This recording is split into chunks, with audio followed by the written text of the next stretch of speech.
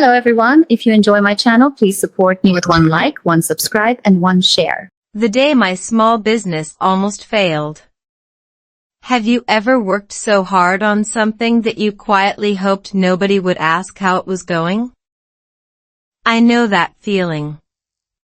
One morning in the United States, I stood behind the counter of my tiny business, looked at the empty space in front of me, and thought, maybe I should stop. My bills were waiting. My family was watching. And the worst part was not losing money. It was wondering if I had lost faith in myself. Then someone walked through the door, said 5 simple English words, and changed the direction of my life. I still remember that morning because I almost missed what happened next. My small business had never looked impressive. It was simple, personal, and built from long hours after taking care of my family.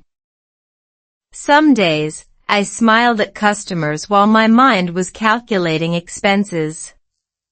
Other days, I stood alone and wondered whether all this effort was worth it. When you are tired, even a small problem can feel like a giant wall. My English also made some moments harder.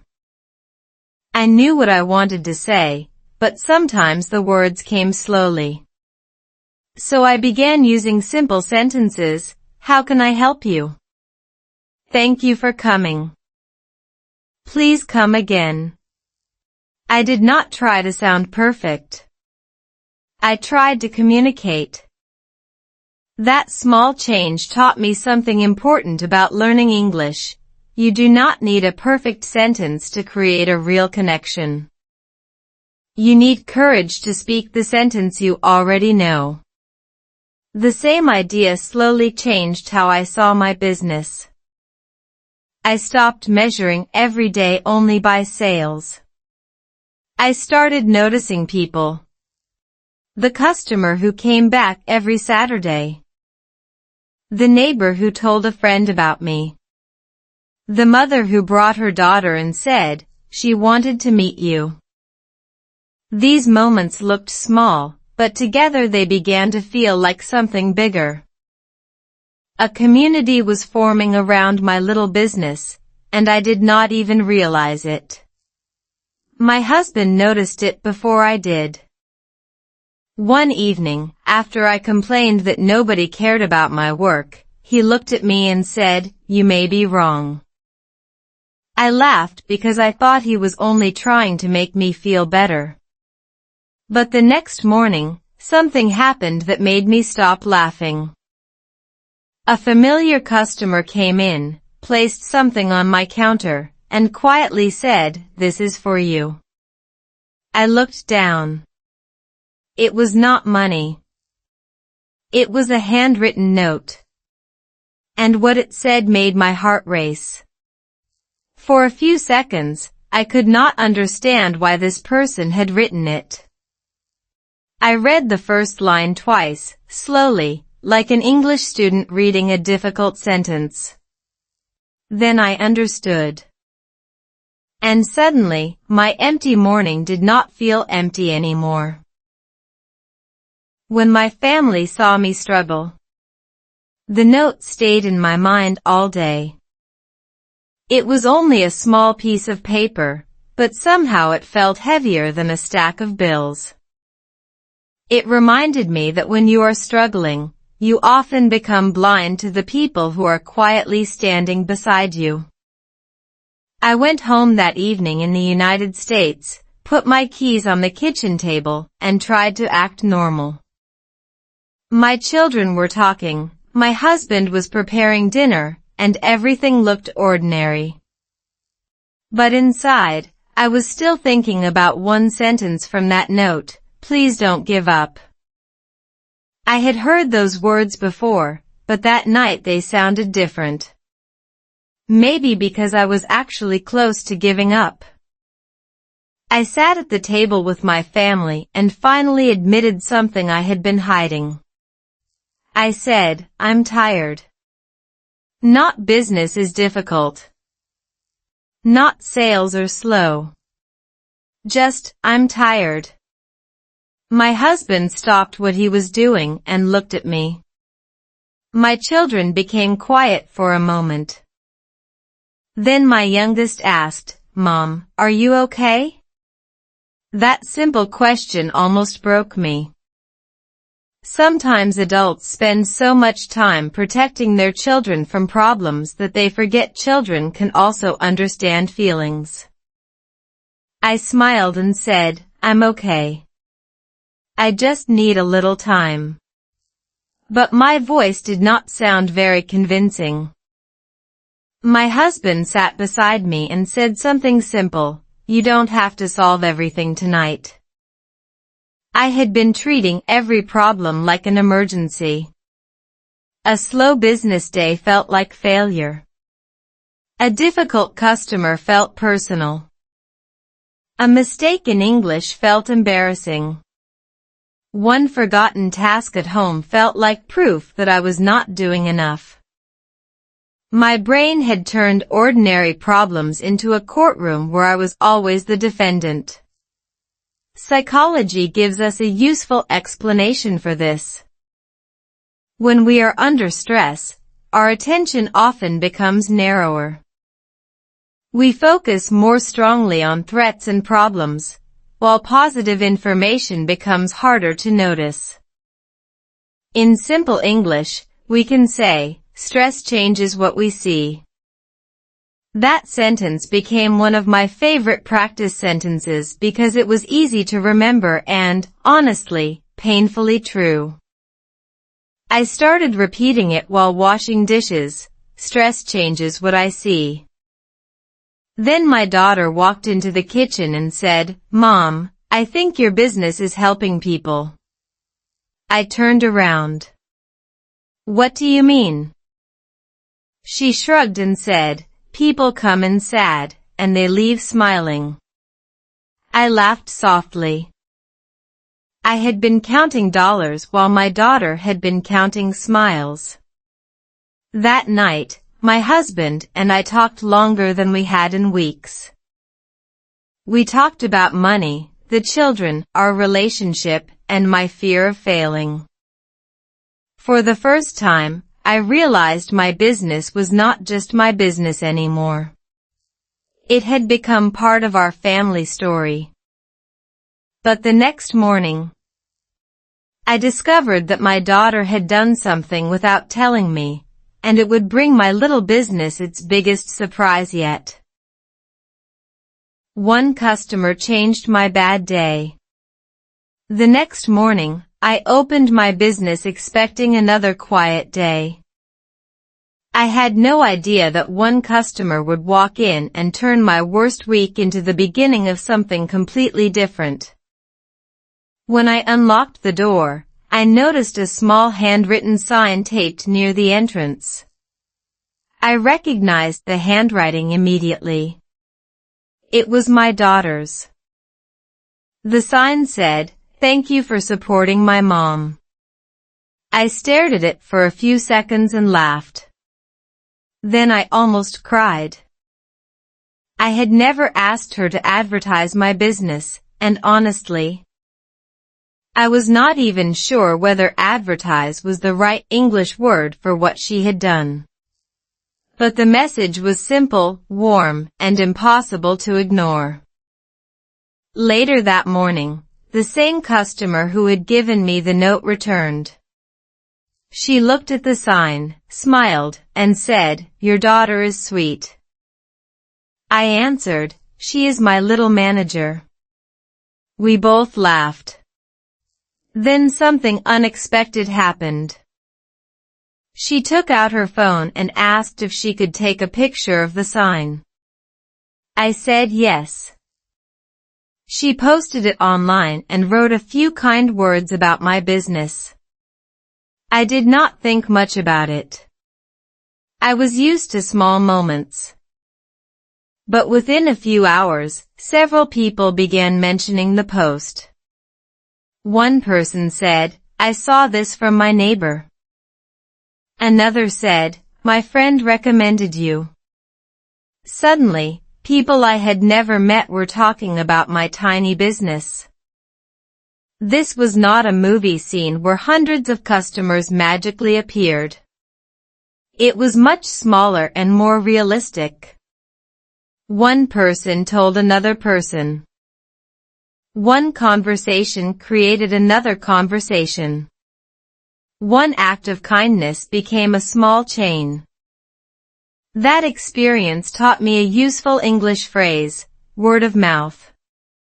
It means people recommend something by talking about it with others. I practiced saying it slowly, word of mouth. Then I laughed because my business was growing through something I could not put in a spreadsheet. I had spent months thinking I needed a perfect marketing strategy. Maybe I needed something simpler, good service, honest communication, and people who genuinely cared. Of course, community support does not mean every day becomes easy. I still had expenses. I still made mistakes. I still had moments when my English disappeared at the exact moment I needed it. Once, a customer asked me a question, and my mind went completely blank. I smiled and said, "Let me think for a second." That sentence saved me. I did not need to panic. I did not need complicated vocabulary. I only needed a moment. That became another lesson for my English practice. Simple English can be powerful when you use it calmly. By the end of that day, 3 new customers had visited because of the recommendation. I stood behind the counter and looked at the little sign my daughter had made. Then my phone rang. The person on the other end introduced herself and asked one question I never expected to hear. "Would you like to be part of our local community event?" I froze.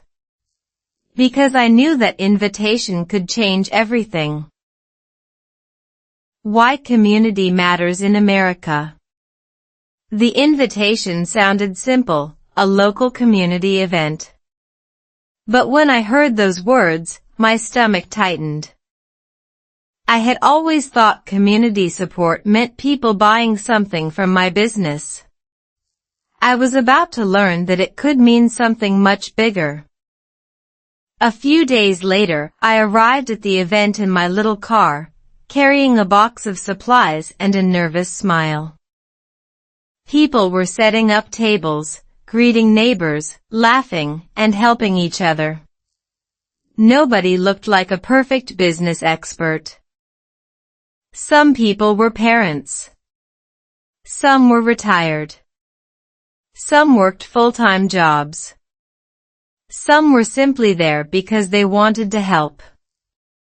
I remember standing there thinking, maybe this is what community looks like. In American life, community can appear in very ordinary places: schools, neighborhood events, local markets, churches, libraries, volunteer groups, sports activities, and small businesses. It does not always have to be a huge organization. Sometimes it is simply one person saying, "How can I help?" That phrase became one of my favorite English sentences. How can I help? It is short. It is easy to pronounce. And more importantly, it creates connection.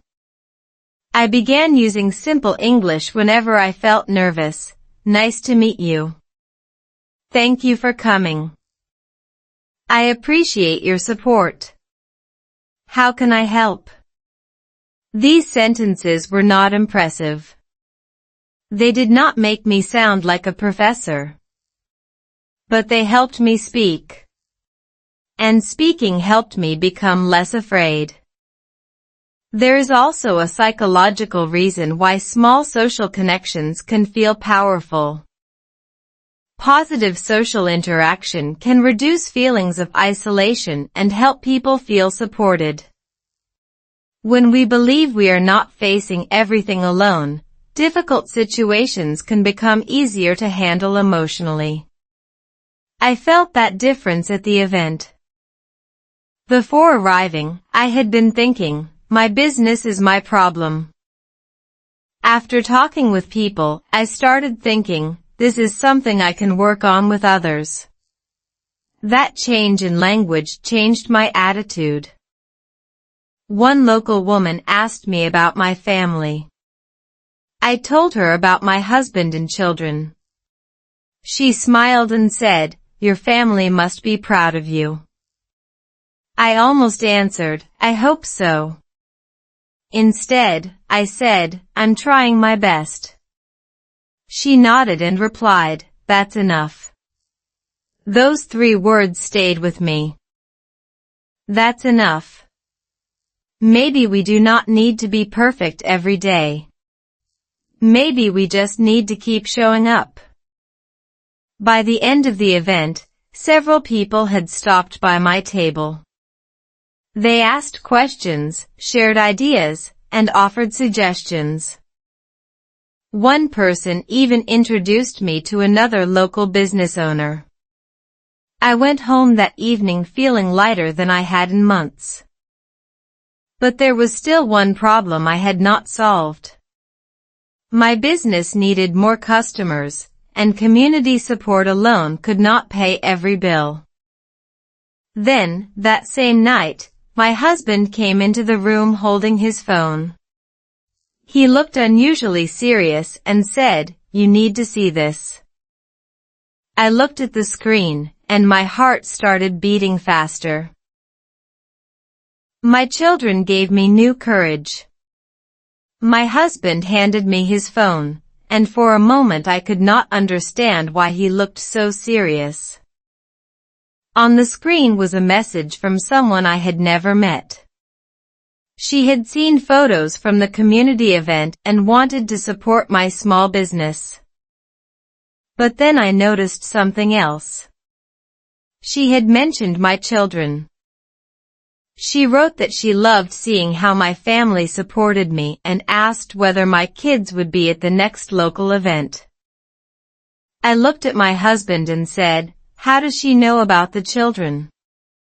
He smiled and answered, "Your daughter told her." I laughed, but deep inside, I felt something warm. My children had quietly become part of my journey. I had always thought I was the one teaching them about responsibility, patience, and hard work. But perhaps they were teaching me something too. The next weekend, my children came with me to another community event. My son carried a small box while my daughter helped arrange things on the table. They were not perfect helpers. My son almost dropped the box, and my daughter kept asking where the snacks were. I laughed and said, "This is not a vacation." My son looked at me and replied, "I know. I'm working." His serious face made everyone laugh. That small moment reminded me why I had started the business in the first place. I wanted my children to see that adults can struggle without surrendering. I wanted them to understand that success is not always a big paycheck or a beautiful office. Sometimes success is simply getting up after a difficult day and trying again. I also realized that my English practice was changing. Before, I often waited until I could create a perfect sentence. Now I spoke with what I knew. When someone asked, "How is business going?" I smiled and said, "It is getting better." When someone asked, "Do you need help?" I answered, "Yes, please." Those simple words gave me confidence. For English learners, this is important. You do not have to wait for perfect grammar before you start speaking. Use the words you know. Repeat them. Listen carefully. Speak slowly. Let your brain build confidence through small successful conversations. I began noticing that every simple conversation was like a tiny workout for my English. One conversation might feel insignificant, but 20 conversations could change how comfortable I felt. That day, my children watched me talk with customers, laugh with neighbors, and explain my business in simple English. Later, my son quietly said, "Mom, you look happy again." I stopped walking. He was right. I had been so focused on whether the business was successful that I had forgotten to ask whether I was becoming happy again. That evening, while we drove home, my husband reached for my hand. I looked at him and smiled. For the first time in a long time, I felt that our family was moving in the same direction. But the next conversation between my husband and me would reveal a problem much deeper than money, and I was not prepared for it. My husband finally understood me. That night, after the children went to bed, my husband and I sat quietly in the living room. The house was finally calm, but my mind was not. I could hear the refrigerator humming and the clock ticking, yet somehow the silence felt louder than a busy street. My husband looked at me and asked, "Are you really happy?" I knew he was not asking about the business. He was asking about me. I took a deep breath and said, "Sometimes I feel like I have to prove that I can do everything." He looked surprised. I continued, "I want to be a good mother, a good wife, and a good business owner. And when I make a mistake, I feel like I failed at everything." For months, I had been carrying that feeling without giving it a name. I thought being strong meant staying quiet. But that evening, I finally understood that silence does not always mean strength. Sometimes it simply means you are tired of explaining your pain. My husband reached for my hand and said, "You don't have to prove anything to me." I looked down because my eyes were suddenly full of tears. Then he said something even more important. "I know I haven't always understood how much pressure you were carrying." That sentence changed the conversation. We did not suddenly solve every financial problem. We did not magically make the business successful overnight. But we became honest with each other. We talked about our schedule, our money, the children, and how we could share responsibilities better. One thing I learned from that conversation was that relationships often become stronger when people stop trying to win an argument and start trying to understand the person sitting across from them. In simple English, I practiced a phrase that night: "I need your support." It sounds easy, but saying it can be difficult. Many people are comfortable saying, "I can do it," but uncomfortable saying, "I need help." I had been one of those people. I thought asking for help meant I was weak. My husband helped me see the opposite. Asking for support can be an act of honesty. The next morning, he helped me prepare for work. He packed supplies, checked the car, and even practiced a few English phrases with me. We laughed because his pronunciation was not perfect either. I told him, "Your English is terrible." He smiled and said, "Good. Now we can practice together." That joke made me laugh harder than it should have. Suddenly, learning English did not feel like another responsibility. It became something we could share. And that mattered.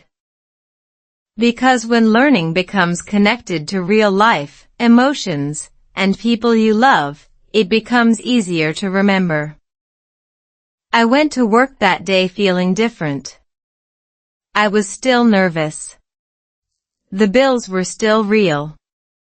The business still needed customers. But I no longer felt like I was carrying the entire world alone. Then, just before lunch, 3 people walked through my door together. I recognized one of them immediately. She was the woman who had invited me to the community event. She smiled and said, "We brought someone who wants to meet you." I looked behind her, and realized this was not a customer visit at all. Small acts, big turning point. The woman stepped forward and introduced herself as the owner of another small local business. She had heard about my story through the community and wanted to talk. I immediately became nervous because my first thought was, what did I do wrong? My husband later laughed when I told him that. He said, "You always expect bad news first." Maybe he was right. When you have been struggling for a long time, your brain can become very good at preparing for disappointment. But this conversation brought something completely different. The woman looked at my work and said, "I think we can help each other." Those 6 words sounded almost too simple. She explained that she wanted to create a small local collaboration where several businesses could introduce their services to one another. She did not promise instant success. She did not talk about becoming rich. She simply believed that local businesses could grow by sharing customers, ideas, and trust. I listened carefully. Then I asked, "Why me?" She smiled and said, "Because people trust you." That answer surprised me. I had spent so much time measuring my business by sales that I had forgotten another kind of value, trust. A customer returning was trust. A neighbor recommending me was trust. A mother bringing her child back was trust. My daughter's little handwritten sign was trust. Suddenly, all those tiny moments connected. This was another useful English word for me, connection. I practiced it slowly. Connection. A connection is not always a big friendship. Sometimes it is simply one person helping another person. That afternoon, we discussed the collaboration. I was nervous about speaking because my English was not perfect. At one point, I could not remember a business word. I paused and said, "Sorry, I need a moment." Nobody laughed. Nobody looked annoyed. They simply waited. That tiny experience changed something inside me. I had spent years imagining that making an English mistake would make people judge me. Instead, the people around me were patient. I realized that confidence does not always come before speaking. Sometimes confidence comes because you speak even when you are nervous. The collaboration began slowly. One business shared my information. I shared another business with my customers. We recommended one another when it made sense. Soon, I started seeing new faces. Some customers told me, "A friend recommended you." Every time I heard that sentence, I smiled. The business was not suddenly huge, but it was becoming healthier. More importantly, I felt connected to the people around me. That evening, I called my husband and said, "Something is changing." He asked, "What?" I answered, "I think people are helping me because they believe in what I do." There was a pause. Then he said, "Maybe they believe because you never stopped caring." That sentence stayed with me. But the biggest surprise came 2 days later. A regular customer walked in carrying a large envelope. She placed it on the counter and said, "This is for your next step." I stared at the envelope, afraid to open it. I had no idea that inside was something that could completely change my understanding of what community support really meant. I learned to speak without fear. I opened the envelope slowly, expecting a simple card or another kind message. Instead, I found information about a local small business program and a handwritten recommendation from several people I had met through the community. They had encouraged me to apply. I read the first paragraph once, then twice. My English was good enough to understand the main idea, but some words were unfamiliar. Normally, I would have felt embarrassed. That day, I did something different. I took out my phone, looked up the words I did not know, and read the paragraph again. Slowly. One sentence at a time. I realized something important. This was exactly how I wanted to learn English. Not by memorizing hundreds of random words, but by using English to understand something that mattered to me. I practiced a simple sentence, "I would like to apply." Then another, "Could you please explain this?" And another, "Thank you for your help." These sentences became tools, not textbook exercises. That distinction changed everything. When English is connected to a real goal, the brain has a reason to pay attention. You remember the words because they belong to a situation, not because someone told you they might appear on a test. I started practicing for a few minutes every day. I listened to slow English stories while preparing breakfast. I repeated short sentences while driving. I read simple messages aloud before answering them. Sometimes I sounded ridiculous. My children laughed when they heard me practicing in the kitchen. I pointed at them and said, "You laugh now, but your mother is becoming dangerous." They laughed even harder. Humor helped me relax. And relaxation helped me speak. I also learned to stop translating every sentence in my head. If someone asked, "How are you?" I did not mentally construct a perfect answer. I simply said, "I'm doing well." "How about you?" Easy. Natural. Done.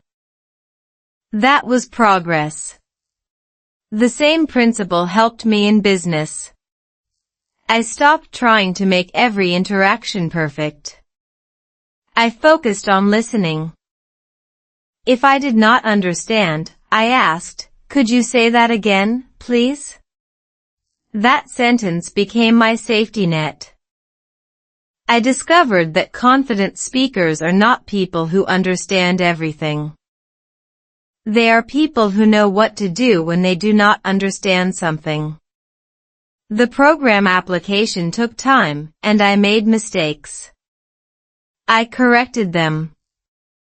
I asked questions. I tried again. Every small action made me less afraid. One evening, I sat at the kitchen table with my husband and told him, "I think I'm finally finding my voice." He smiled and said, "You had a voice all along." I laughed because he was right. My English had not magically become perfect. I had simply stopped waiting for perfection before speaking. A few weeks later, I received an email about the application. I opened it while standing behind my counter. My hands were shaking. I read the first sentence, and then stopped breathing for a moment. The answer was not what I expected. And suddenly, everything I had worked for was about to be tested. The business finally started growing. The email said that my application had been accepted for the next stage. I read it 3 times because I was afraid I had misunderstood. Then I laughed, covered my face with both hands, and whispered, "Really?" It was not a huge award. It was not a sudden fortune. But to me, it felt enormous because it represented something I had almost lost, belief in myself. I called my husband first. Then I called my children. My daughter screamed, "Mom, you did it." My son asked, "Does this mean you're rich now?" I laughed so hard that I could barely answer. "No," I said. "It means I get another chance." That sentence became the real victory. The business continued to grow slowly. More people heard about it through local recommendations. Customers returned. Some brought friends.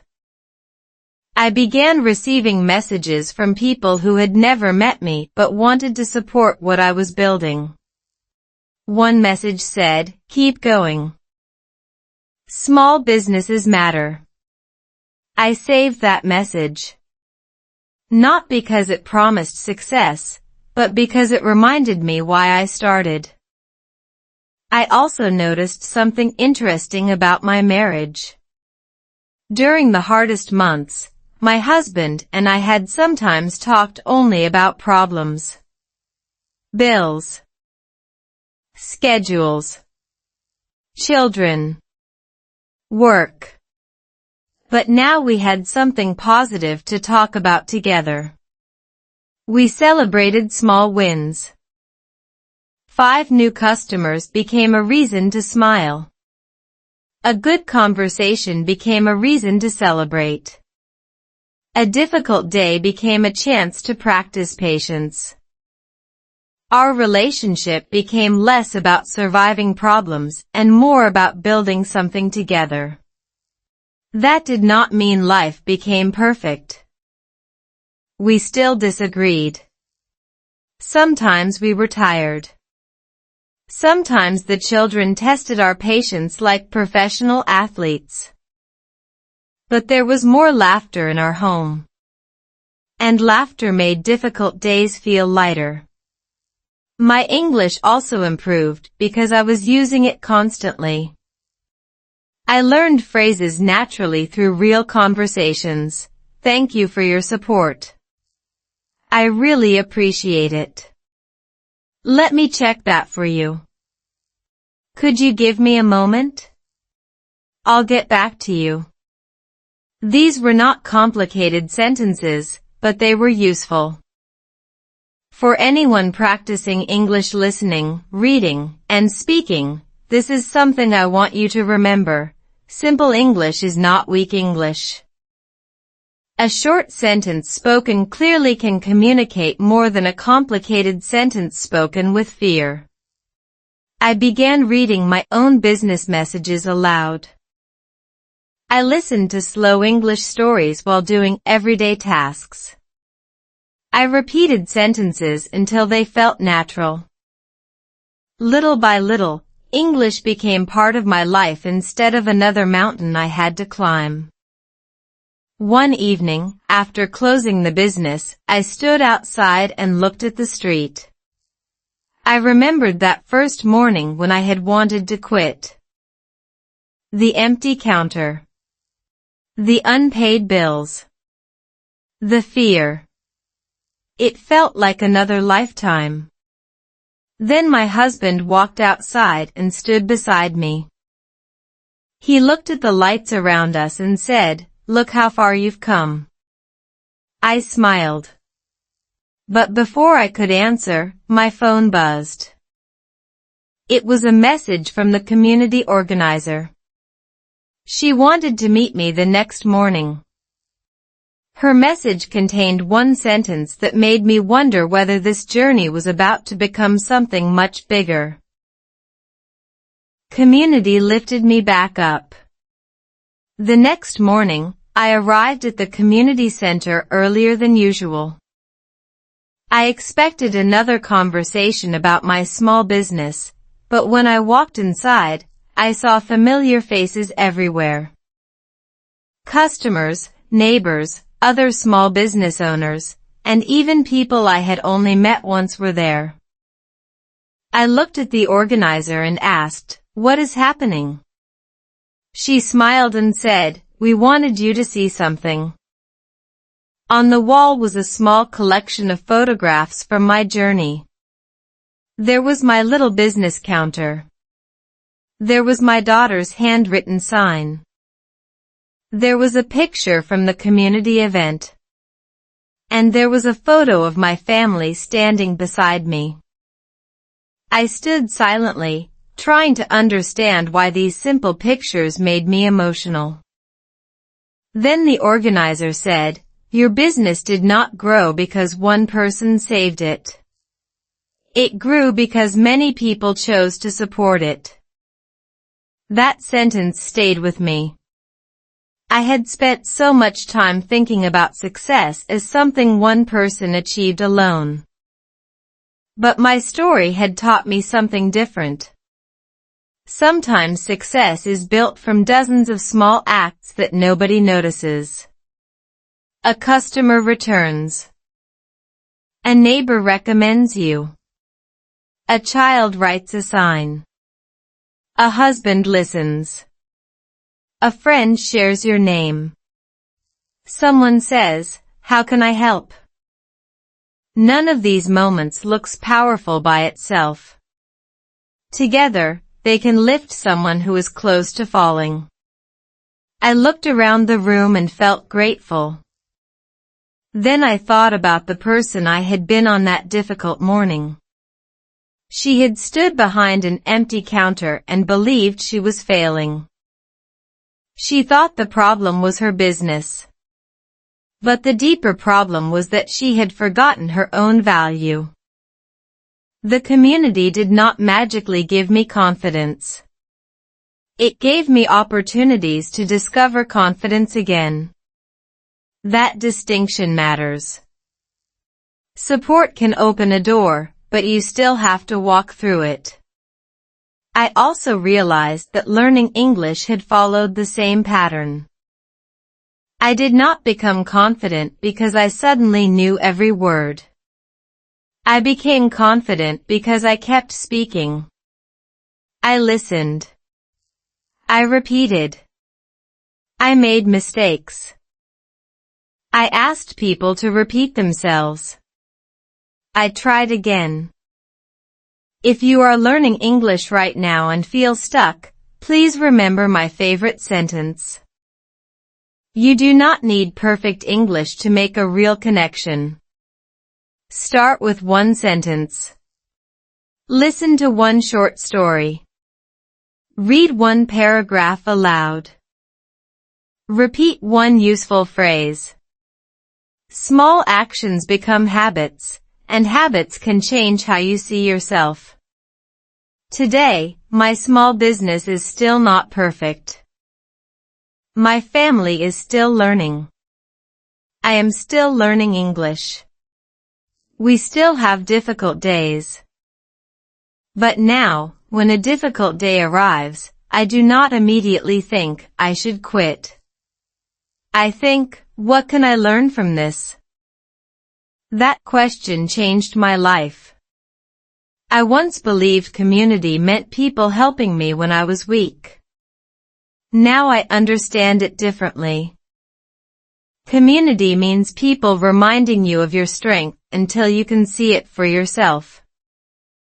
And perhaps that is the greatest lesson my little business ever gave me. Sometimes one person cannot carry you to the finish line. But a caring community can help you take the next step.